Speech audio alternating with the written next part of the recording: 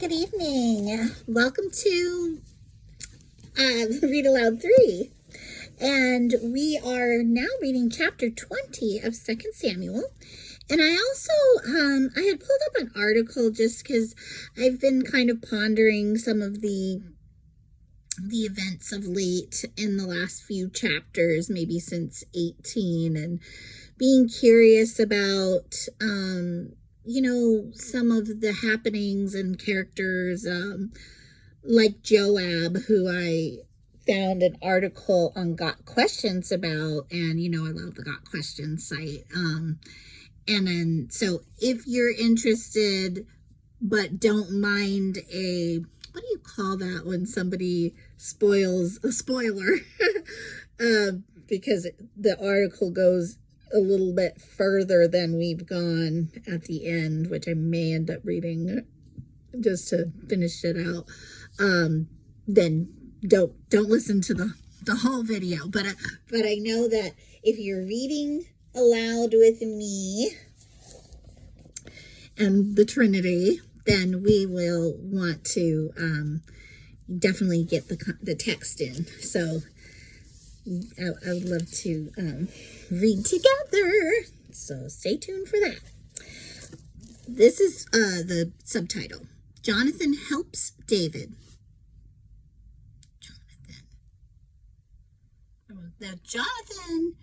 It was Jonathan's, who was his friend, who has already died, though. Right? I'm like, I hope I'm not thinking ahead where I've read, but I'm pretty sure in a second. Oh, that's why I'm in 1 Samuel by accident. Was that Jonathan? So sad. Okay, 2 Samuel chapter 20. What's the subtitle? Oh, I'm sorry. I didn't realize I'd recorded chapter 20, but it was the revolt of Sheba. So that was yesterday. So we're on 21. I may need to go back and edit that I wrote the chapter wrong. Chapter 21 is David avenges the Gibeonites. There was a famine during David's reign that lasted for 3 years. So David asked the Lord about it. And the Lord said, "The famine has come because Saul and his family are guilty of murdering the Gibeonites." So the king summoned the Gibeonites. They were not part of Israel, but were all that was left of the nation of the Amorites. The people of Israel had sworn not to kill them, but Saul, in his zeal for Israel and Judah, had tried to wipe them out. David asked them, "What can I do for you? How can I make amends so that you will bless the Lord's people again?" "Well, money can't settle this matter between us and the family of Saul," the Gibeonites replied. "Neither can we demand the life of anyone in Israel." "What can I do then?" David asked. "Just tell me and I will do it for you." Then they replied, "It was Saul who planned to destroy us, to keep us from having any place at all in the territory of Israel. So let 7 of Saul's sons be handed over to us, and we will execute them before the Lord at Gibeon on the mountain of the Lord." "All right," the king said, "I will do it." The king spared Jonathan's son Mephibosheth. Okay, this is kind of long-standing, who was Saul's grandson, because of the oath David and Jonathan had sworn before the Lord. But he gave them Saul's 2 sons, Armoni and Mephibosheth. It's Mephibosheth and...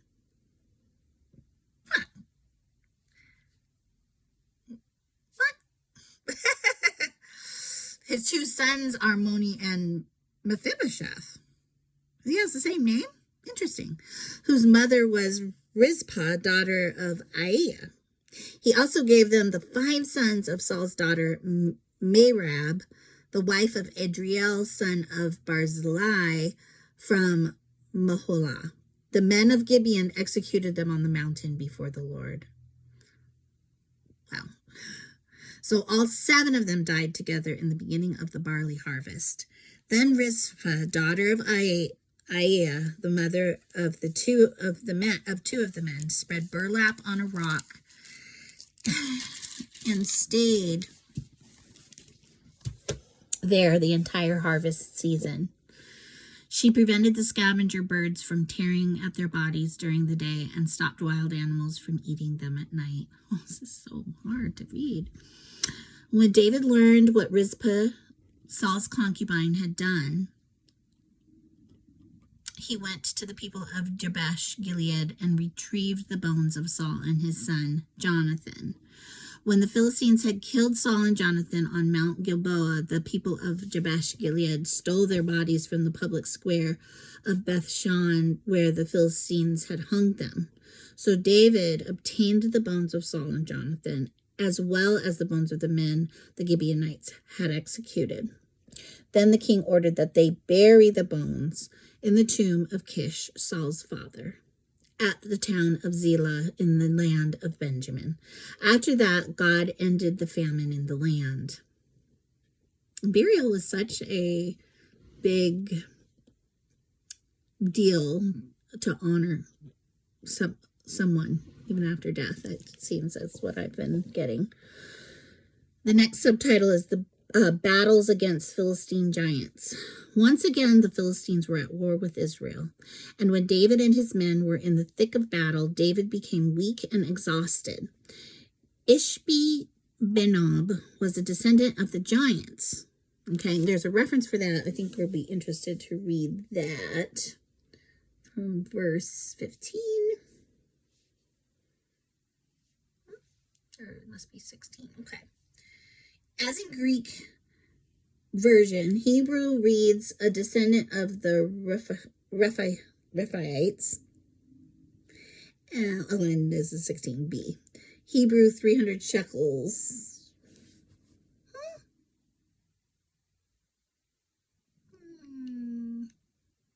Sorry, guys. Okay, because this is 21, 16b. It's and 16b is, because the next part says his bronze spearhead weighed more than 7 pounds.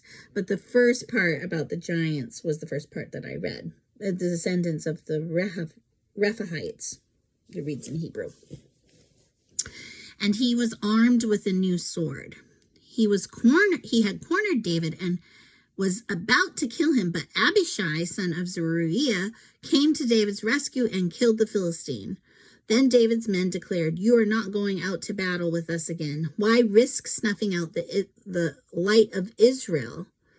After this, there was another battle against the Philistines at Gob. As they fought, Sibbecai from Hushah killed Saph, another descendant of the giants. During another battle of Gob, Elhanan, son of Jair, from Bethlehem, killed the brother of Goliath of Gath. The handle of his spear was as thick as a weaver's beam.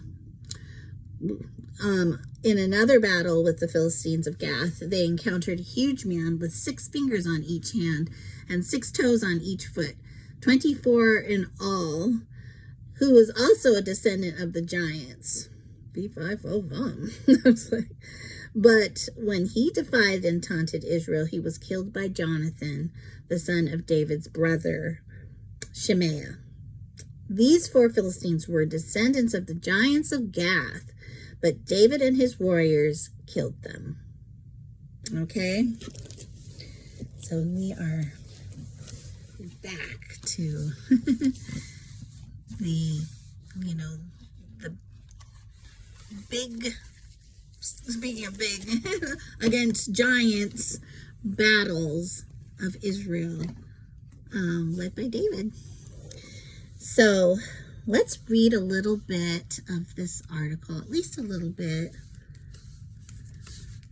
Sorry, I have that pulled up, but went away. Okay, and it's talking about Joab. Just ask, who's Joab in the Bible? Joab was son of Zeruiah, King David's sister, and was therefore one of David's nephews. Okay. That straightened that out for me. Joab's brothers were two of David's brave warriors, Abishai and Asahel. Joab was positioned as commander of David's armies because of his victory over the Jebusites, resulting in the possession of the city of Jerusalem. It was through this victory that Jerusalem became, quote, the city of David. Joab fought and won many battles for the king, but his personal lack of self-control and what was problematic. In a war against the forces of Ishbosheth, Joab's brother Asahel was killed by Abner, the commander of Ishbosheth's armies. Joab was furious and pursued Abner to kill him, but Abner escaped. Later, after Abner swore allegiance to David, Joab's fuse blew, and his desire to avenge his brother's blood drove him to deceive and murder Abner. This action deeply grieved David, but the king felt unable to bring justice against the mighty Joab. Instead, David pronounced a curse over Joab and his future descendants. Remember this? Quote, "May his blood fall on the head of Joab and on his whole family. May Joab's family never be without someone who has a running sore or leprosy, or who leans on a crutch, or who falls by the sword, or who lacks food." As the commander of David's armies, Joab was provided many victories by God, but Joab caused much grief to the king and to Israel. His anger and perhaps the power of his position drove him to poor decisions at times. In addition to his murder of Abner, Joab killed his own cousin Amasa, and his betrayal was Judas style, accompanied by a kiss. Remember that. Joab said to Amasa, "How are you, my brother?" Then Joab took Amasa by the beard with his right hand to kiss him. Amasa was not on his guard against the dagger in Joab's hand, and Joab plunged it into his belly, and his intestines spilled out on the ground. Without being stabbed again, Amasa died.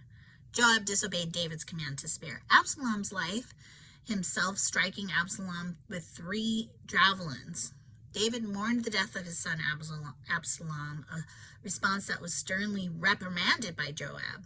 It was also Joab who, in accordance with David's command, placed Uriah the Hittite at the front of the battle to be killed, so that David could feel justified in marrying Uriah's widow.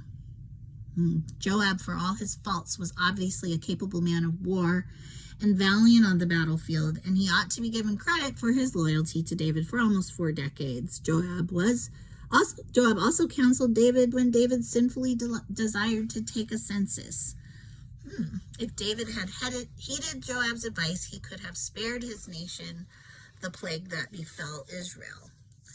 When David was on his deathbed, Joab conspired, and this is the part we haven't gotten to, with Adonijah to install Adonijah as the next king instead of Solomon. This action, plus David's other rash, plus Joab's other rash decisions, vengeful murders, and inability to take certain important orders, finally drew David over the edge. David commanded Solomon to ensure Joab's execution, an act that was carried out by Benaiah as Joab was clinging to the horns of the altar in hopes of finding clemency. So, sorry, that's a spoiler. What's coming? I was curious and a little more interested to get some just condensed view of Joab. There's just so much in the last few chapters of like this disloyalty, and like, you know, in my last video titled "Who's Zooming Who?" What's going on here, you know? Yeah, so, and what other video was I gonna, oh, never mind.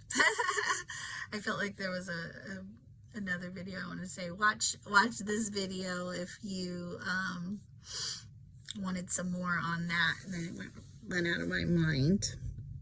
But yes, of course, this gives a pretty broad scope of Joab and the different, you know, just things that happened with him starting some chapters back. So, if there are any questions that you have, or someone or something that you want to kind of just look into together, let's do it. Give me a comment below, and I will see to just basically studying a little bit more together. But for the most part, I just am glad that we're reading the text, and whatever comes to mind, we might want to discuss. And I think that's good. I think a few videos back mentioned how my pastor said, before you, he said this was something that I think a Jewish